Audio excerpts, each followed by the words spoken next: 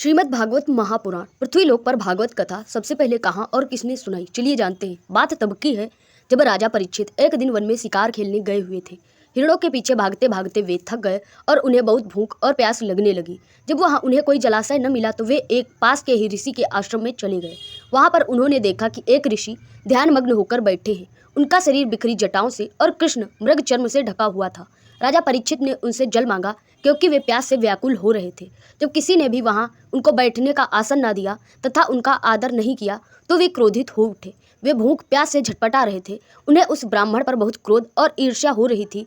यह पहला अवसर था जबकि राजा परीक्षित को किसी ब्राह्मण पर क्रोध आया हो। क्रोधवश उन्होंने धनुष की नोक से मरा हुआ एक सांप उठाकर ऋषि के गले में डाल दिया। उसके बाद वे वापस अपनी राजधानी चले गए। राजा परीक्षित ने मन में सोचा कि यह ऋषि झूठ मूठ नेत्र बंद करके समाधि का ढोंग कर रहे हैं। उन मुनि का नाम समीक था तथा उनका पुत्र बड़ा ही तेजस्वी पास ही राजकुमारों के साथ खेल रहा था। जब उस बालक को पता चला कि राजा ने मेरे पिता के साथ दुर्व्यवहार किया है तो वह कहने लगा कि भगवान श्री कृष्ण के परम धाम जाने पर इन मर्यादा तोड़ने वाली क्षत्रियों को आज मैं दंड देता हूँ। वह साथ खेल रहे बालकों से कहता है कि आज मेरा तपोबल देखो। आगे की कहानी आगे पार्ट में। धन्यवाद, जय हिंद। जल्दी मिलते हैं दूसरे पार्ट में।